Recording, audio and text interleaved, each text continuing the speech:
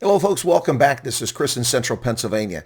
And now a message from South Africa's spokesman for the Department of International Relations and Cooperation, DIRCO, essentially their foreign ministry, on the U.S. presidential determination for the number of refugees that come into America this year, which has been set by President Trump at just 7,500, a historical low. Of course, he campaigned on the premise of making America great again for Americans. And perhaps that's why the number's so low.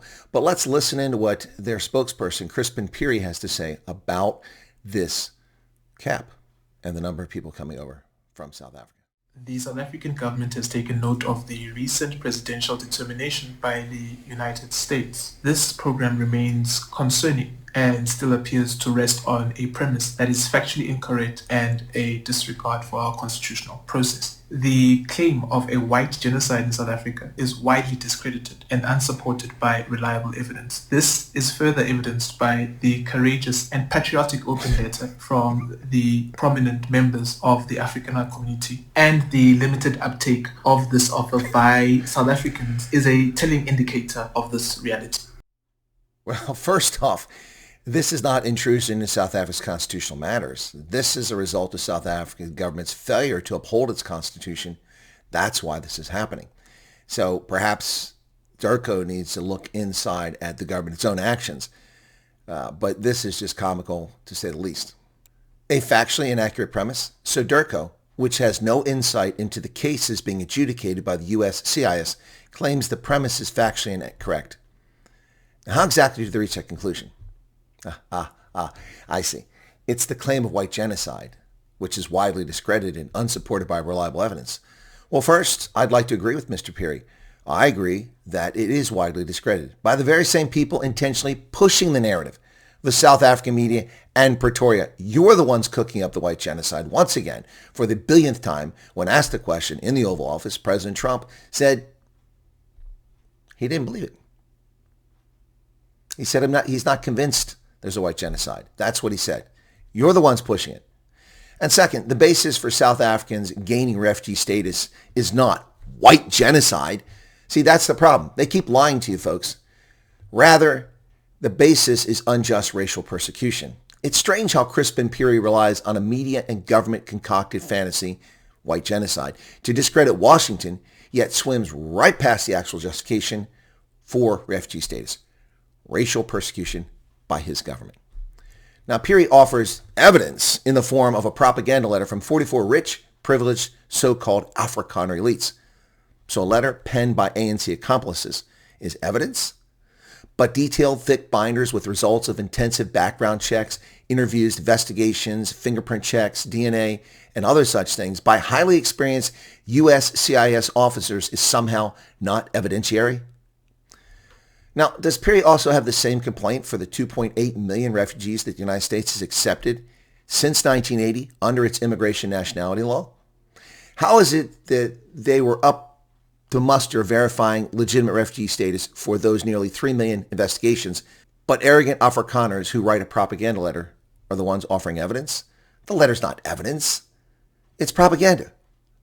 And to dismiss the investigations of qualified law enforcement officers and investigators? Please. He also mentions the refugee program is to facilitate immigration. He is incorrect. That is not what the refugee status does. Rather, as is the international norm, it confers special status for protection of those being persecuted. Now, Peary mentions the limited uptake of the offer by South Africans as a telling indicator of this reality.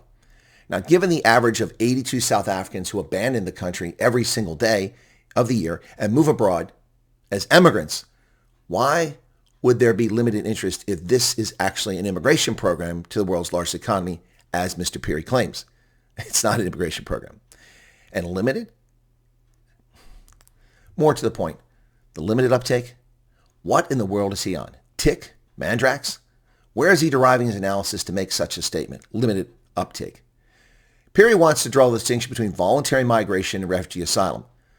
That will not be possible because he doesn't even know the definition of a refuge and asylum. They are not the same.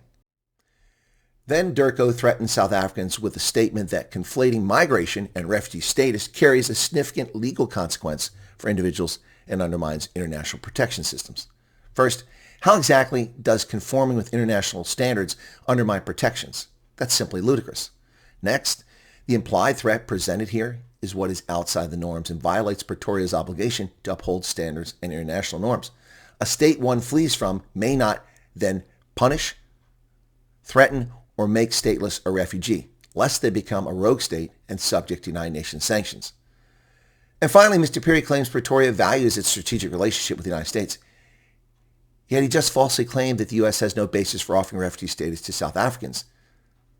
He also fails to mention that his boss, Ronnie Lamola, and the Trade Minister, Parks Tao, and the Agriculture Minister, Johnny Steenhuisen, are dancing the night away in Vietnam.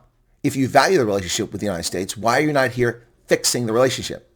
The Foreign Minister, the Agriculture Minister, and the Trade Minister were in Vietnam dancing the night away instead of being in D.C. negotiating 30% tariffs away. Now, folks, this response from Durko is predictable. And while they sit there and comically claim this is intrusion into the constitutional matters in South Africa, they're actually intruding into the constitutional matters of the United States by falsely claiming that the people granted refugee status aren't entitled to it. The United States does not give refugee status to just anybody. The Immigration and Nationality Act is quite clear. The people who've been admitted are suffering from unjust racial persecution, done and dusted, finished and clear. And your continued arrogance claiming that's not true shows you have no respect for the United States and no respect for our constitutional process and our laws. And the number, if it's so limited, then what are you so worried about? And who the hell takes a letter by academics and lawyers and presents it as evidence? There's no evidence.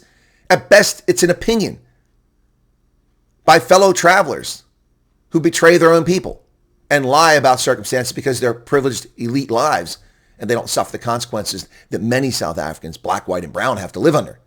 As they live in a different world, a privileged world, an elite world, one not intruded by rape, murder, carjackings, expropriation, job denials, bursary denials. I'm sorry, Mr. Pirie. Thank you for your statement, but it's just nonsense.